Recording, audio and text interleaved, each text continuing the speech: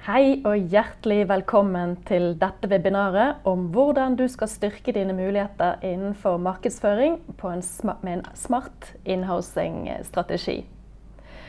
Aller først så vil vi introdusere gjestene vi har med oss i dag. And I'm sorry it will be a bit changing languages here today. I will speak mainly in Norwegian and Dine and Mo will speak in English. But please introduce yourself. Thank you very much, Lisa. Super hyggeligt at møde jer alle sammen. Mit navn er Bine Johansson, og jeg er Managing Director for Jellyfish i Norden med base i København i Danmark. Jeg er super glad for at være her i dag. Jeg kommer med en baggrund de sidste 20 år inden for salg og markedsføring, alt sammen inden for digital, på tværs af både på bureausiden med Publicis, på forskellige teknologileverandører, men også har arbejdet rigtig meget i forhold til forskellige medier. Jeg har været hos Jellyfish i lidt over 2 år, og startede her for ligesom at udbygge Jellyfish i Norden. I'll pass the word on to Mo. Hey everybody, thanks for joining us today. My name's Maritz, or you're welcome to call me Mo. I'm not going to do Danish or Norwegian. I can speak Afrikaans, but I don't think anybody will understand that. So I'll just do English today. So my name is Maritz. I'm the Senior Sales and Partnership Director at Jellyfish. I've been in the MarTech industry for more than 15 years. Been really blessed to work with so many different brands across many different countries. I've been with Jellyfish for about 3.5 years now, and in the Nordics for the last 18 months. My role is to really help clients understand which decisions to make around their marketing technology, in-housing, and I'm super excited to talk to you today about that. Super, thank you very much, Mo. Og jeg selv heter Lise Jæger, jeg er daglig leder i Labs Marketing her i Bergen. Ja, jeg har også rundt en 20 års erfaring innenfor digital forretningsutvikling og markedsføring. Både fra consulting-siden og fra publicist-siden i Schibsted, Bergens Tidende, i en årrekke. Og de siste 6 årene har jeg ledet et digitalbyrå. Vi skal kikke litt på agendaen for i dag. Aller først så gjør vi en kort introduksjon av Labs og Jellyfish. Deretter så skal jeg innlede litt rundt landskapet, på drivere, utfordring og de mulighetene som finnes rundt inhousing. Deretter så skal Bine og Mo ha et spennende innlegg her om inhousing-strategier, what and why. Vi skal snakke om business objectives og ulike inhousing models. Vi skal snakke litt både om hvordan vi kan måle effektiviteten i markedsføring, og også litt om endringsledelse, hvordan man skal rett og slett må gjøre et skifte i mindset for å gjøre en vellykket inhousing-strategi. Vi skal også i dag se på 4 ulike kundecase, 2 ved Labs og 2 ved Jellyfish, og oppsummerer litt til slutt med noen gode tips også for hvordan man skal komme i gang. Yes, aller først vil jeg bare presentere Labs. Vi er rundt 50 ansatte, har hovedkontor her i Bergen, og vi sier at vi er et spesialistselskap innenfor digital forretningsutvikling og kundeopplevelse. Og nettopp på en måte for å skape de aller beste kundeopplevelsene, så tenker vi at det er viktig å ha et 360 graders vinkel, både på kundene dine, forretningene dine og konkurrentene dine. Og derfor er innsikt og analyse et veldig viktig område for oss, nettopp for å lage de gode strategiene. Deretter så har vi spesialkompetanse innenfor strategi og organisasjon, tjenestedesign og UX, teknologiutvikling og det vi skal snakke aller mest om i dag, nemlig digital markedsføring og salg. Thanks, Lisa. And now I'm going to shift to English. I hope everybody's okay with that. So just a very short introduction to Jellyfish. Jellyfish is originally an English company founded just over 15 years ago, and we are today just over 2,000 people, split across 40 different countries. we go to market with the position as being a digital partner. So we're really trying to help organizations in their digital transformation, really utilizing their technology and their data as the strongest, you can say, as they can in terms of creating the best possible business asset. We partner with a lot of different platforms across the globe. So with the likes of Google, Amazon, Facebook, Adobe, and Salesforce, given that our knowledge and experience working across these different technologies is quite significant. If we sort of deep dive a little bit more into what does Jellyfish actually do, these are sort of the 6 core pillars that we work very closely together with our clients around. So it's a lot about strategy, data and insights, technology and innovation, creative and experience, training, but also paid media in general, in terms of how to utilize that in the best possible way. Vi skal nå snakke litt om de hovedutfordringene som mange bedrifter står overfor i 2021. Men først vil jeg si at det er mulig å stille spørsmål i chatten underveis her. For de som ønsker, så svarer vi så godt vi kan der. Yes. En del av de hovedutfordringene som mange bedrifter står overfor, begynner ofte nettopp med å forstå den digitale kundereisen. Så hvis du tar den neste, du snill, Bina. En av hovedutfordringene for mange bedrifter, det er nettopp å forstå den digitale kundereisen. Og det handler veldig mye om å ha kontroll på både kundeopplevelse, merkeopplevelse, brukeropplevelse og brukerinteraksjon. Og derav disse, alle X-ene dere ser her nede, sant? Med brand experience, customer experience, user experience og user interface. Alt dette her går jo i hverandre. Og viktigheten å forstå fra A til Å på tvers av organisasjonen er ofte ganske utfordrende for veldig mange selskaper. Next, please. Og hvis man er flink til også å forstå den digitale kundereisen, så vil det også være lettere å opprettholde nettopp god kundelojalitet, som også er en utfordring for mange selskaper. Og hvis vi ser på punkt 3 der, så handler det også om hvordan man skal skille seg ut i den digitale verden. Det er mer og mer utfordrende å treffe de rette målgruppene på effektive måter, og det er viktig å ha rett budskap til rett tid. Det er også forvirrende for mange selskaper med økende antall kanaler, veldig mye nye teknikker og funksjonalitet som man må forholde seg til. Og i denne verden med veldig mye ny teknologi, så muliggjør det seg også ting som har med sporing og måling å gjøre, og nettopp det å bruke ulike datakilder, både til innsikt og som virkemiddel til mer effektiv markedsføring. Og denne nye verden, den krever en helt spesiell kompetanse som mange bedrifter ikke vet helt hvordan de skal løse, eller også mange tilfeller faktisk undervurderer. Og hvis vi ser på punkt 5 der, så handler det om at mange forstår at automatisering, det kan være smart, og det er ofte svært effektiv, men de vet ikke helt nettopp hvordan man skal kunne komme i gang. Nå kommer Bine og Mo til å gå dypere inn på ulike måter og definisjoner man kan gjøre innenfor inhousing. Men hvis vi ser på en veldig enkel definisjon, så handler det nettopp om arbeid som du lar dine egne ansatte gjøre fremfor å kjøpe tjenester eksternt. Det kan også være teknologi som du ønsker å eie selv. Og hvis vi ser på det amerikanske og engelske markedet, så sier 40-50% at de planlegger nettopp å flytte deler av det digitale mer in-house enn de gjør i dag. Vi skal nå se litt på hvilke drivere som ofte ligger til grunn nettopp for in-housing.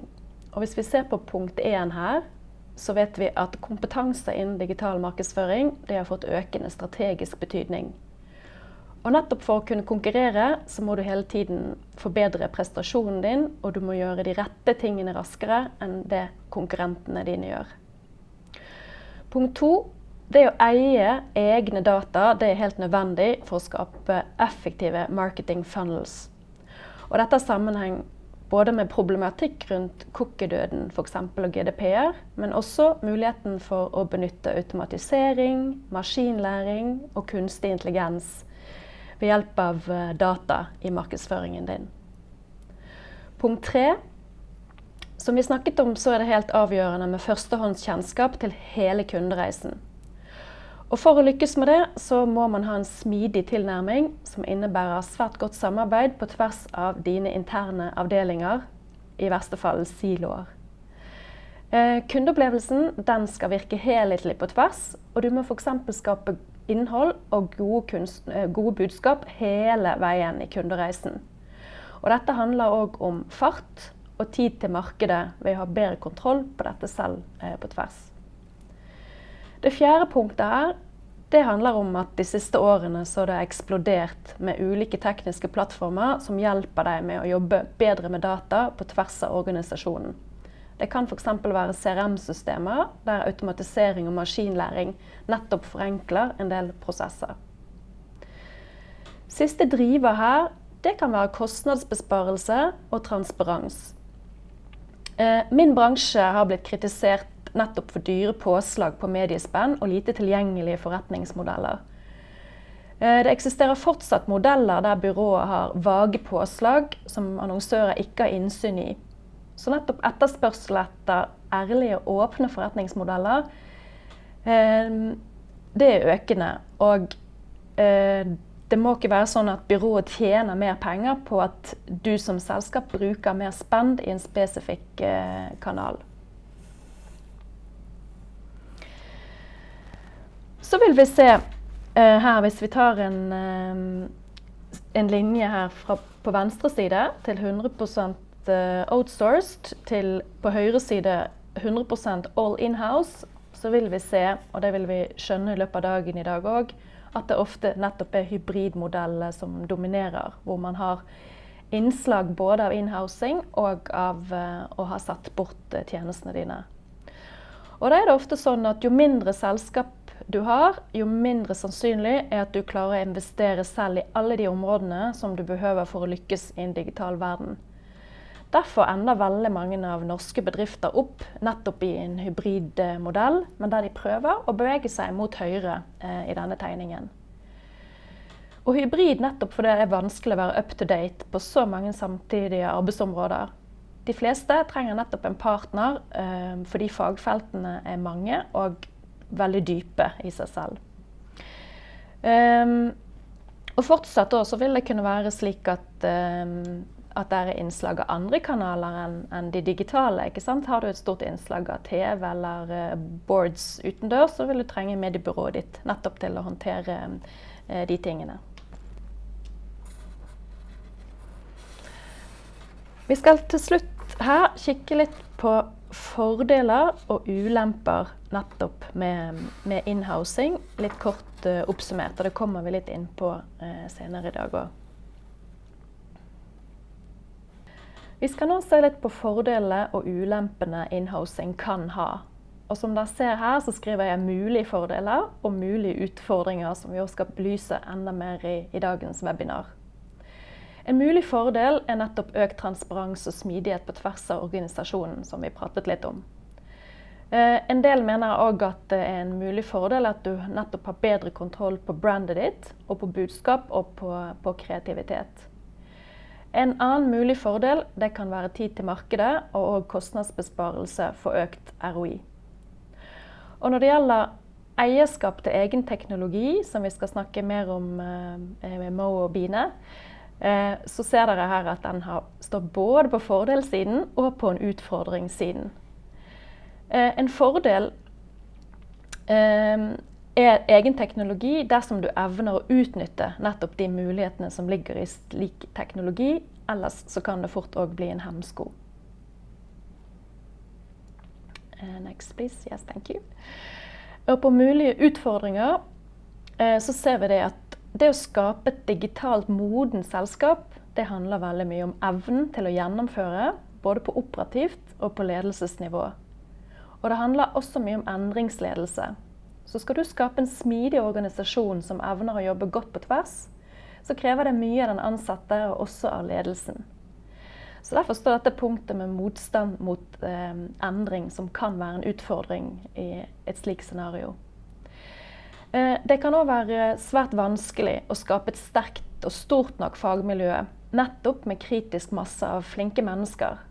Og det vi vet fra byråverdenen er jo at mange trigges av nettopp til å jobbe med andre flinke fagfolk.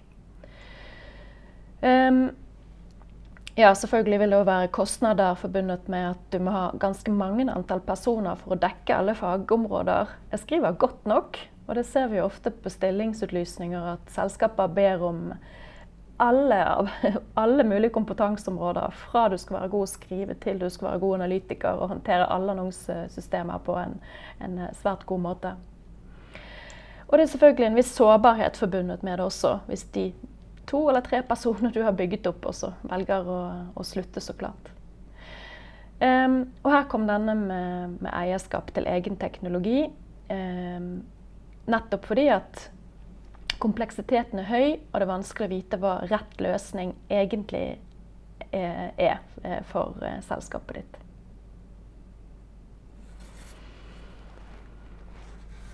Så nå skal jeg gi ordet over til Bine og Mo, som skal snakke om hva som skal til for å lykkes med en smart inhousing-strategi. Hva er det, hvorfor er det viktig, og hvordan jobber man det på en smart måte? Yeah, thanks, Lisa.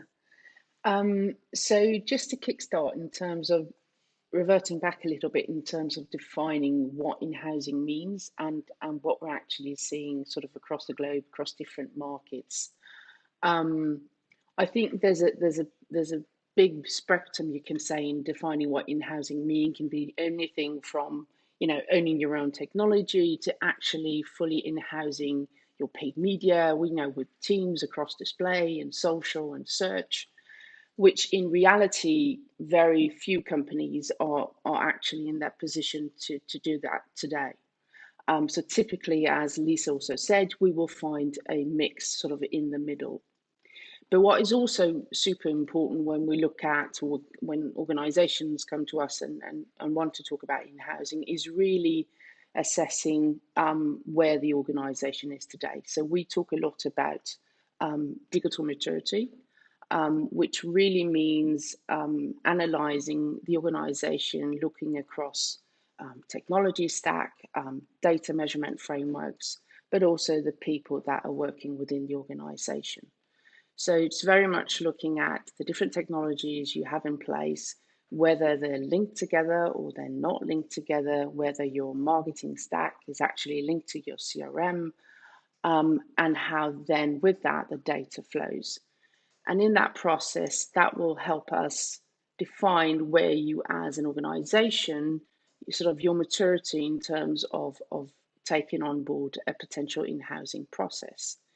Now, most companies are actually to be defined as nascent and emergent. So most companies are really very much in the beginning stage, and that is perfectly fine. I think it's super important when you do in-housing that you find the roadmap and the process for that will fit your organization. If we then try and maybe break it down a little bit in terms of, okay, so what does this actually mean? So you'll have the traditional model that has been existing for many years, where you have the agency owned and agency operated paid media process. And that sometimes can give you some disadvantages because you won't have full transparency. You won't have the same ownership of the data that flows through. And depending on the relationship that you have with your existing agencies, there might also be some black boxes. Then there's different combinations of this. One of them could be, for example, your agency owned, but your client involved. So that could be the agency owning still your marketing stack, but the client is setting the framework in terms of how do we run campaigns, how do we want the naming convention to be, etc. We see companies like Carlsberg and Experian sort of moving towards that model. And then we have the ones where it's client owned and agency serviced, which I think we're seeing more and more of. So that is really where the clients are owning the technologies that they're using across display and search. But it's the agencies that are actually managing the paid media. And this comes a bit back to the reality really being that very few companies are 100% fully in-housed, but there's a lot of advantages and efficiency to be found in sort of moving towards a fully in-house model, which is then the last piece of sort of the journey in this, which is of course that you have all your paid media in-house, you own your own technologies, and with that you have full transparency and also control of the data, and can look a lot more in terms of being cost efficient. We've brought with us today a survey that IBM did in terms of, this is a survey that was an interview with, I think it was 13,000 C-levels across different industries and across different global markets in terms of the impact of technology, looking at sort of their business improvement. And what we've seen for actually the first time since 2010 is where it before was maybe more a matter of actually having the technologies more for the technology's sake. This is now turning more and more into a focus on, okay, so what is this technology actually going to, make better for my business? So what is the return on investment, looking at the investment that we're actually doing in the different technologies, and how can I, as an organization, make sure that we're utilizing this in the best possible way? Another finding from this survey is also that technology no longer just sits with IT. So the merge of IT and marketing and analytics, for example, is something we see become more and more of. And I think in particular in a privacy world, where sort of the organization's ecosystem, defining that is going to be even more crucial for business success. So if we look at in-housing and sort of try to put some numbers on in terms of evaluating, does this actually have an effect, looking at our revenue and looking at the cost saving that we can do? This is a study made by BCG and Google that really shows that, again, it's very much linked to your digital maturity as an organization, meaning, the different technologies and data measurement frameworks that you have in place and how they're linked together, because that is really where you can find the upskill looking at revenue, but also the downskill looking at actually being more cost efficient.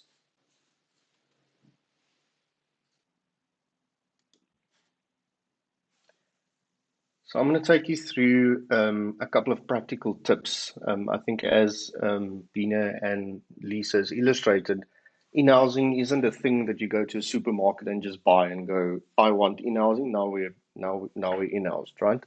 I think it's hyper personal, and the aim of today is to give you some models and thoughts and ways that you can decide whether it's right for you. How does it work? What is everything that you need to consider, and what are the different spectrums involved? So one of the first things is really to start with questioning your organization onto why do you want to in-house.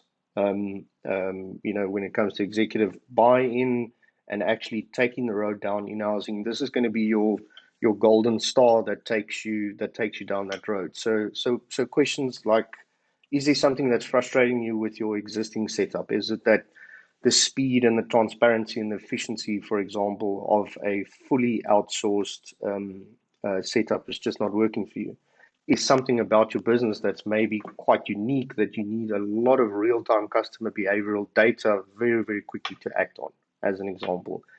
Something else, when we speak about privacy, future-proofing your system so that you can grow into different markets, for example, could be something to think about. And you can read some of the other questions, but I think the one that stands out the most is this issue of transparency, autonomy of media and data, and finding a better way of working together where there's no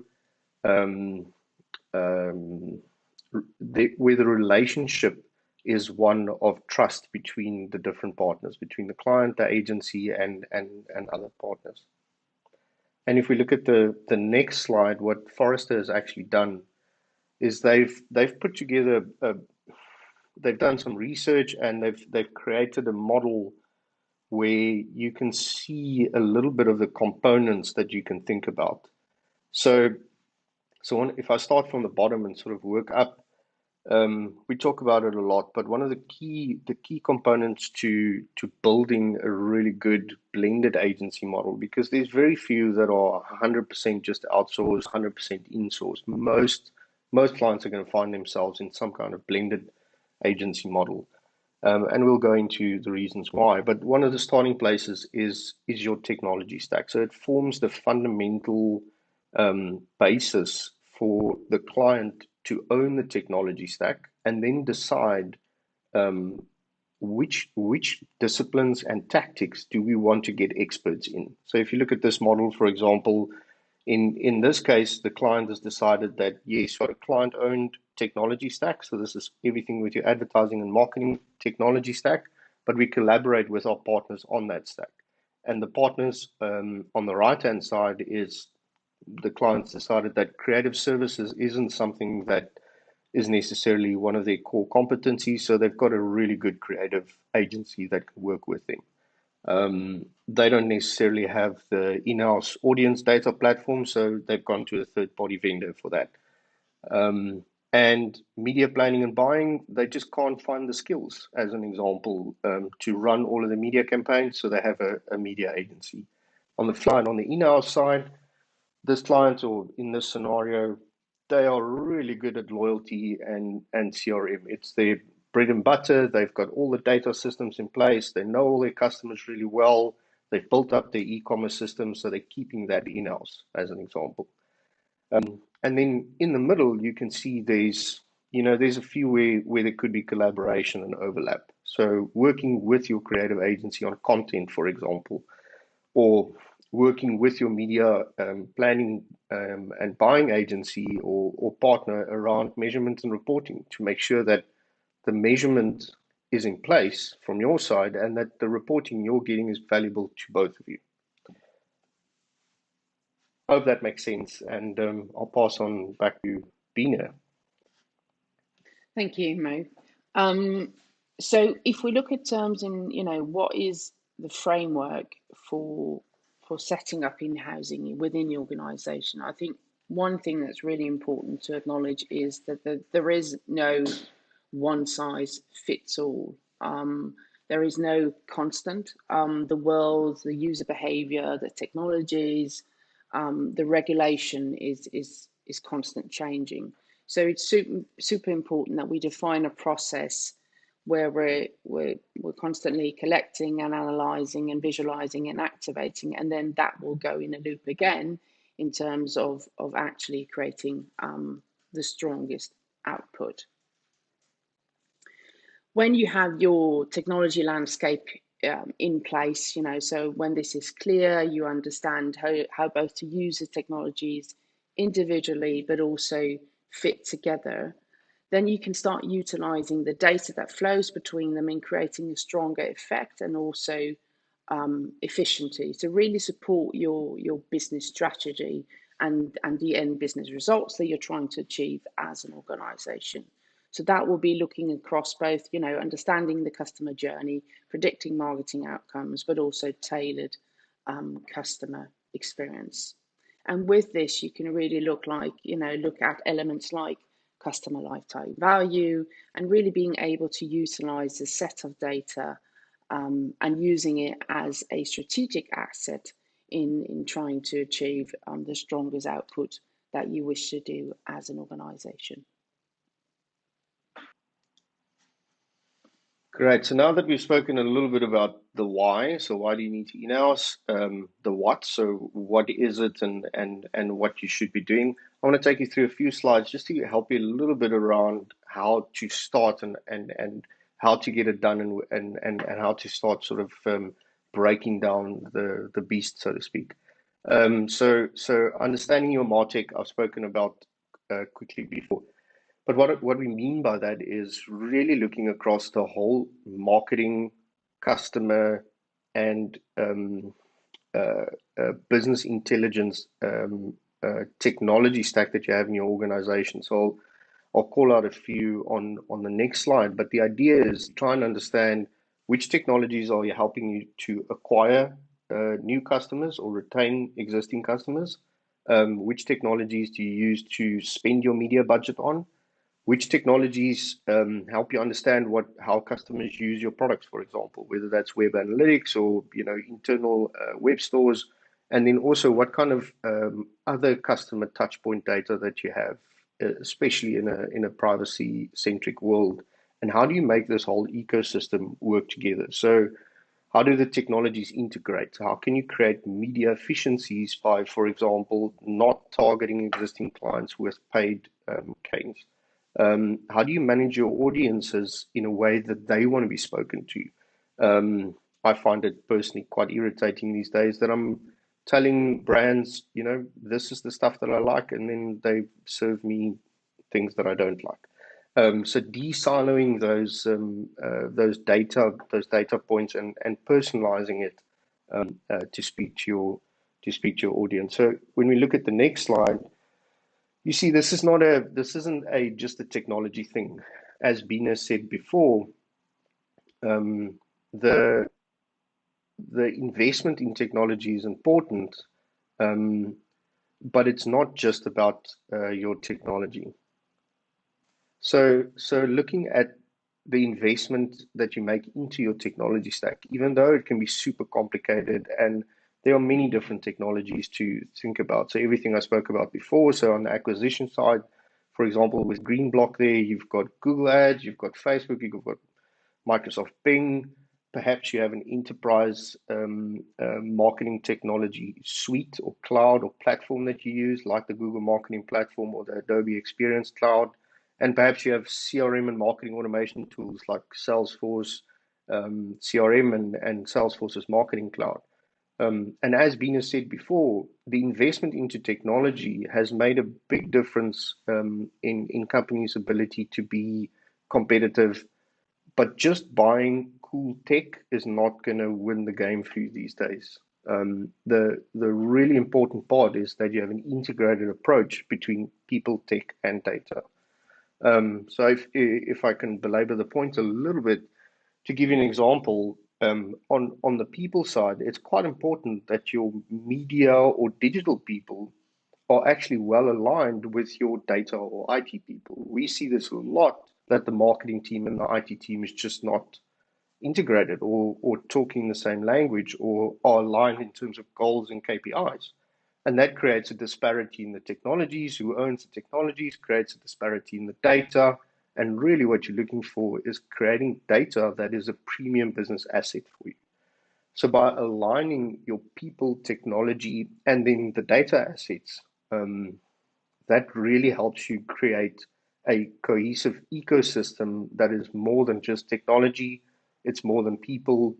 It's fueled by data, and it gives you the best platform to decide how you want to grow your business.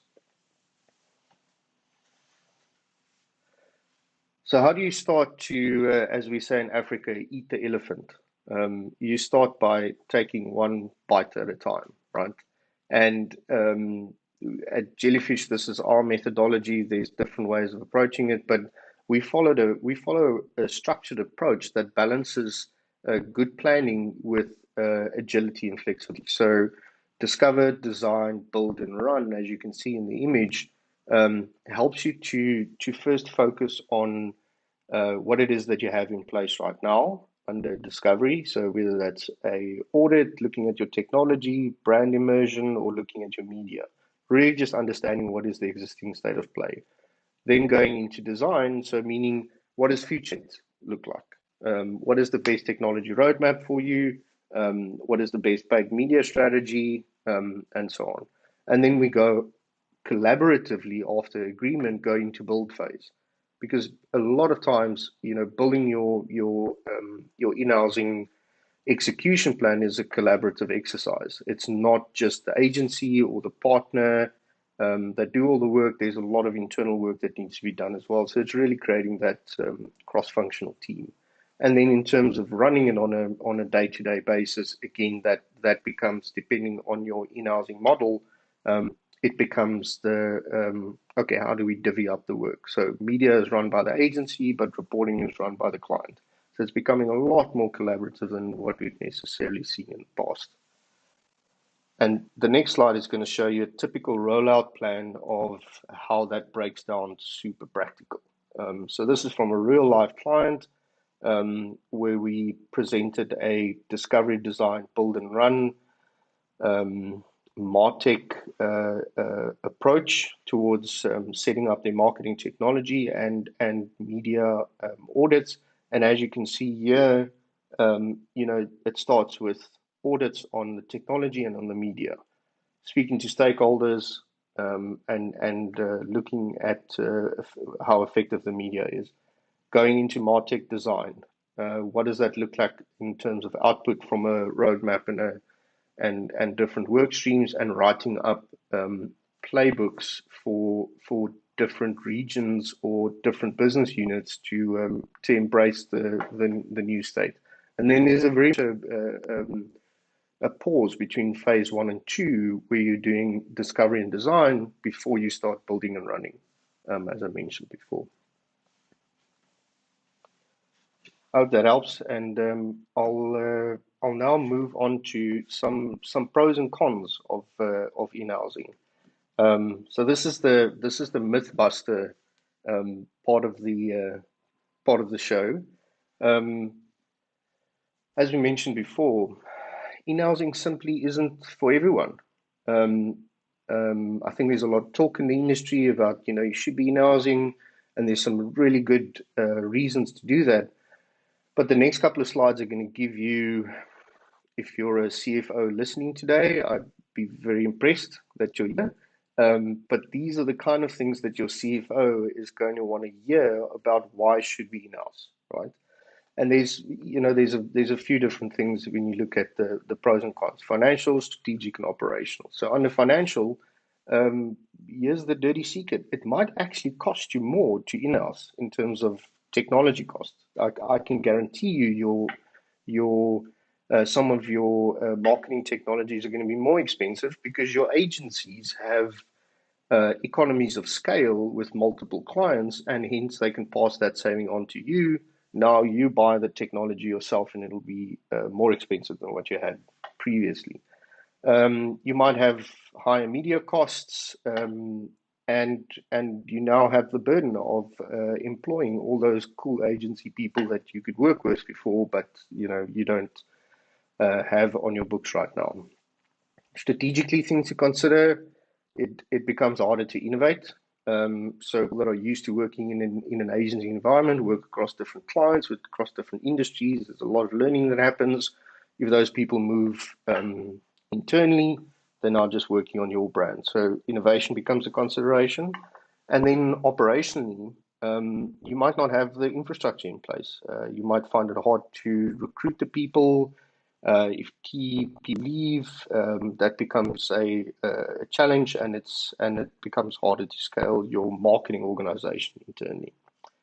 On the positive side, if you get it right, your overall cost savings from the investment in technology and the cost transparency can make a huge difference financially.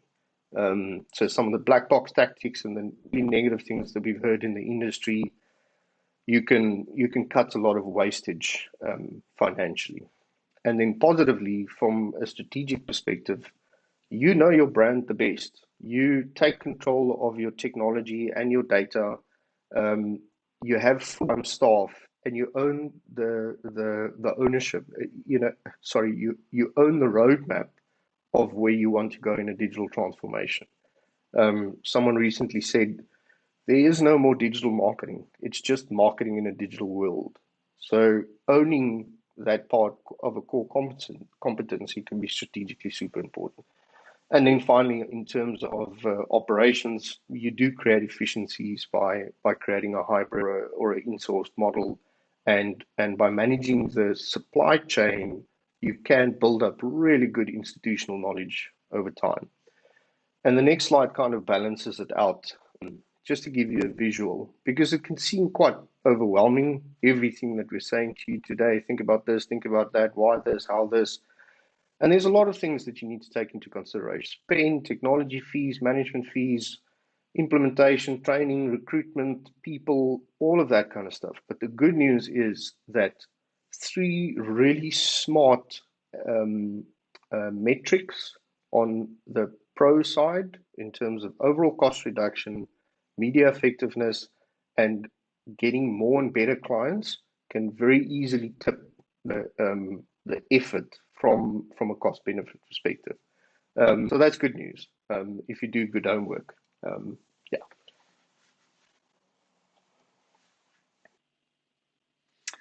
Thanks, Mo. So just in effect, in trying to sort of sum up some of the things that we talked about today, we've tried to sort of define, what could 6 headers be for you really to look at in terms of defining should we in-house, and if we should, to what degree should we in-house too.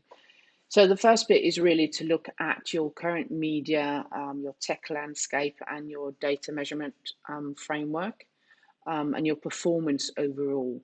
Now, depending on what type of you can say setup you have today, so whether or not you're actually owning your own technology, you might not be owning your own technology, there will be some potential limitations in that.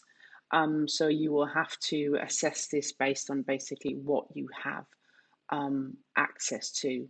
That will then lead a lot input into the benefit, conduct cost benefit analyze that Mo just talked about, and then really try to look at a plan for how you can in-house. We talk a lot about to practice data centric, so really making sure that you're integrating the multiple data sources that you have in place, and with that, our strongest recommendation is always that you own your own technology stack as the minimum. So own the DSP access that of your choice, own your ad server access, own your search tool, for really to make sure that you are ready, no matter depending on whether you have an agency to actually manage your media, or you are going to take some or all of your media in-house. The fact that you need to own your own technology stack is really vital. But then I think the last thing which Mo also talked about, which we're seeing a lot, especially when we talk in-housing, but also in the process of a digital transformation as a whole, is really as an organization to focus on working together across teams. I think that sometimes comes to be the biggest obstacle sometimes that we see out in the organizations. It is when you have the IT and the marketing department that doesn't really understand each other, doesn't understand how they can support each other to create a stronger business output. That is really often the biggest sort of challenge that you can find when looking at trying to create the best possible success when in-housing.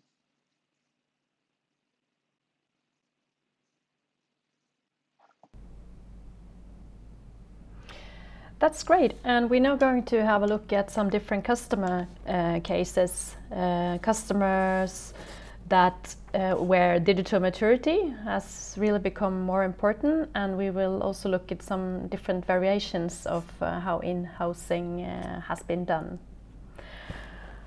I'll start out with Sparkjøp. Sparkjøp is a Norwegian retail company. We have worked with them for 1.5 years. And their business challenge is to combine the efficient digital marketing for both online and all their physical shops. For about 1 year ago, they invested in their own marketing platform, and they're now building competence internally, moving from outsourced to a more hybrid solution. You can see the numbers down there. There has been a really good increase in online users from 2019 to 2020, also helped by COVID-19, I think. We have seen an increase in online revenue on 43% and also a small increase in the average order value in the web shop. And what we are doing now is we're trying to be the doing strategic advising on digital marketing, and we're doing some training for key employees and also do quality assurance within both search, programmatic and social media marketing campaigns.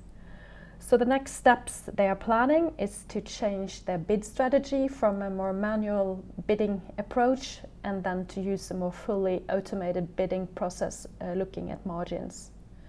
So the impact is better control of campaigns, media and banners with their own programmatic platform, which is done in Google Marketing Platform. And they are now rigged to take use of their own customer data and use that in marketing in a good way. Then we will have a look at Santander Consumer Bank, that who we have been working with for 1.5 years as well, a bit more maybe. And what they came to us and wanted to leverage their digital marketing and see how they could get higher efficiency out of their marketing budgets in their existing Google Marketing Platform that they own themselves. They wanted to develop their own digital capabilities as well. And we have been working really closely in an agency and customer relationship here, trying to always try out the latest new stuff. We have done some interesting custom bidding strategies based on precise business goals. We have built a rig which does their dynamic ads even more efficient, and also connecting offline with online performance. We have done also a lot of webinars together with them just to help them and increase their internal competence within digital marketing. So the impact is a changing mindset internally at Santander Consumer Bank Norway. We have seen increasing conversion rates, more personalized creatives, less time spent internally for Santander on creatives, and also a leverage internal competence. And we have seen some nice numbers here on decreased cost on about -15%, also decrease in CPM, and a sweet increase in return on ad spend on 6%.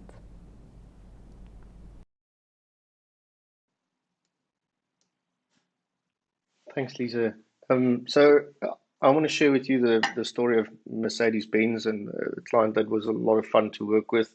And this is less of a case study. I'm just sharing the story because it's such a beautiful story of collaboration that doesn't happen often. So basically the challenge that Mercedes-Benz, and I have to specify, it's Mercedes-Benz car division within South Africa. So it might sound like this massive endeavor, but it is a very focused regional exercise, where the region in South Africa, like in Norway and in the Nordics, is quite, what shall I say, anxious to move faster than what the big corporate would necessarily allow. So, and for context, how the collaboration was set up in Mercedes-Benz is that you have global agencies that have very specific divisions just looking after Mercedes-Benz. So you have a media agency in OMD. They have a division called AMQ, and all that AMQ do globally is run the media for Mercedes globally. And then you have publicists, and they have a very specific division, I forget the name, but specifically looking at analytics for Mercedes-Benz globally. So when you talk about just moving relationships, it's not that easy, right? So when we spoke earlier about collaboration, this was a really good one where we basically helped them to implement just one piece of their marketing technology stack and that was to take ownership of the analytics. And that analytics became the core of what they wanted, was to understand how do our global marketing efforts from a Mercedes-Benz brand perspective help us within the region, and how do we better collaborate with our dealers? And this is a typical challenge in the automotive sector. And basically, the really nice thing was that we were able to do a 2-day workshop, and it was back in the day when we could all get together in real workshops, where we had everybody from Mercedes-Benz, from the CMO through marketing, IT, and even the CMO made the procurement team join the 2-day digital marketing workshop to understand better how digital works. Along with that, we had the media agency and the analytics agency.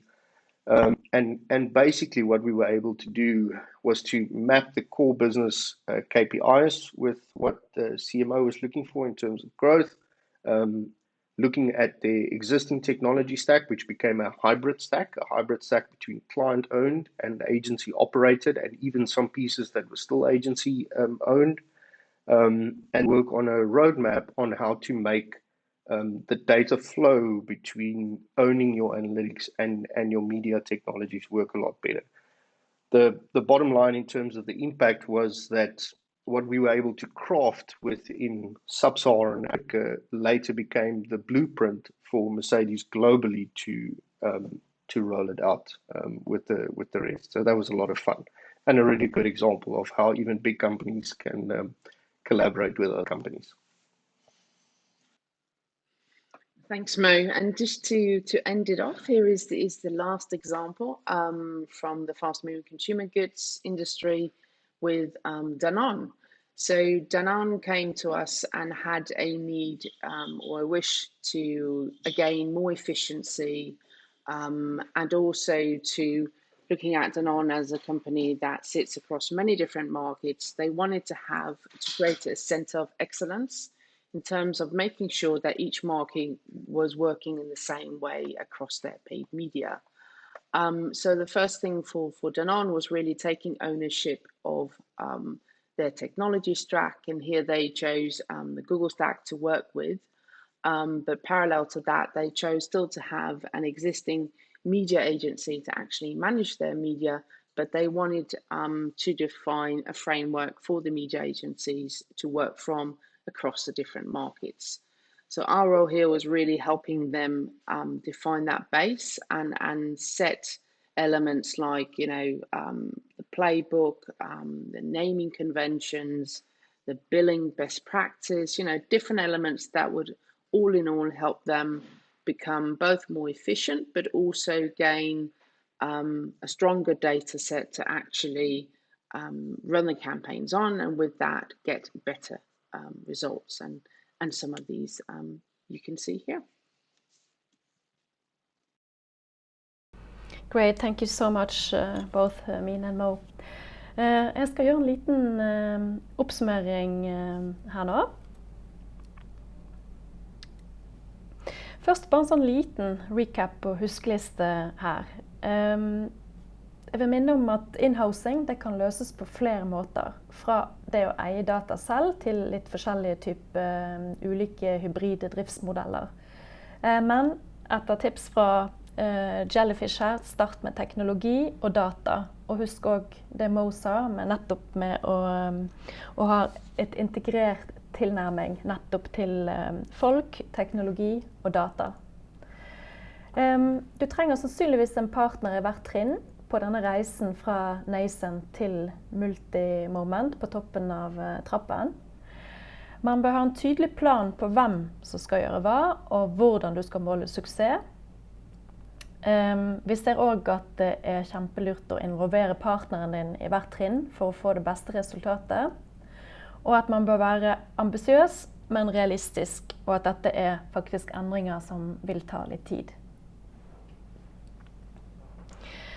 Så mange lurer på hvor langt bør min bedrift egentlig dra inhousing? Og da kan vi egentlig tenke 3 perspektiver på dette. Det strategiske perspektivet, det finansielle og det operasjonelle. Så hvor viktig kompetansen og teknologien for din kjernevirksomhet? Er kanskje det første jeg ville spurt meg om fra et strategisk perspektiv. For jo tettere på kjerne, jo mer bør du ta kontroll på hvem som gjennomfører, og hvem som eier teknologien din, og ikke minst dataene dine. Og fra et finansielt perspektiv så handler det jo litt om investeringsvilje og nettopp evne til å bruke ny teknologi og bygge den organisasjonen som kreves. Det handler også litt om risiko ved å ha egen avdeling. Så hvis du har både strategisk viktig for deg og de finansielle evne til å gjøre investeringen over tid, så heller det kanskje mer mot å gjøre mer inhousing enn hvis ikke. Og på det operasjonelle så klart, det handler om sannsynligheten for å bli god nok innen alle nødvendige fagfelt, og det å klare å bygge et sterkt nok miljø. Vil du klare å rekruttere de rette menneskene, og hvilken kompetanse bør du operativt sitte med selv, og hvilken kompetanse kan du lettere sette bort til for eksempel et byrå.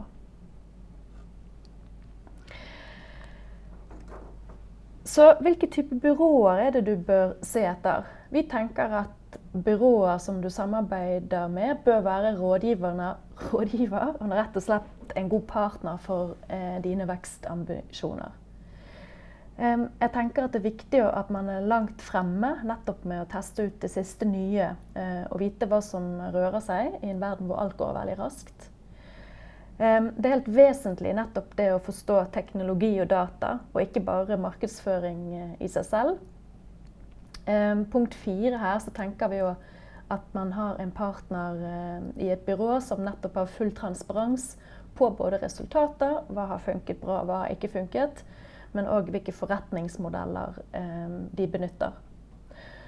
Og så tenker vi punkt 5 her, og det avhenger jo litt av hvor mye kompetanse man ønsker å ha selv i bedriften, men nettopp det å ha en partner som evner å lære bort, og det å løfte kundene sin interne kompetanse, det ser i hvert fall vi at mange av våre kunder setter veldig stor pris på.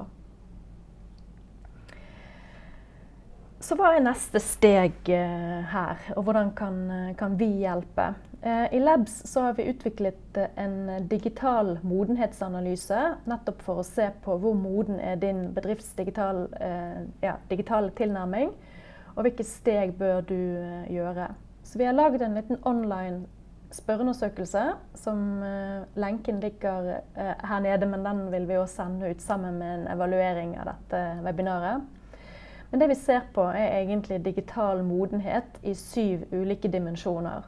Fra merkevare og design til markedsføring og salg, kundeservice, data og teknologi, og måling, og ikke minst kultur og organisasjon. Så her vil man kunne få en liten status quo på hvordan det står til, og nettopp få tips i hvilke dimensjoner man sammen bør jobbe i. Da begynner vi å nærme oss slutten for i dag.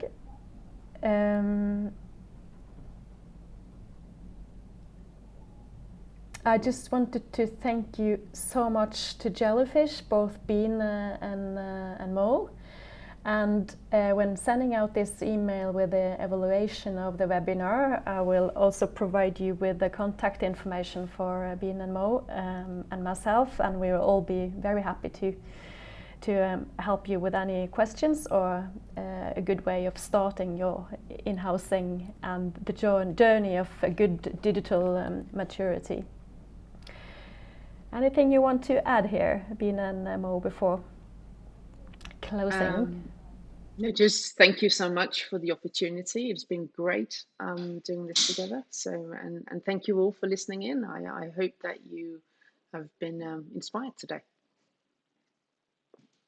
Yeah, I'll just finish off with trying to say tusen takk, god day.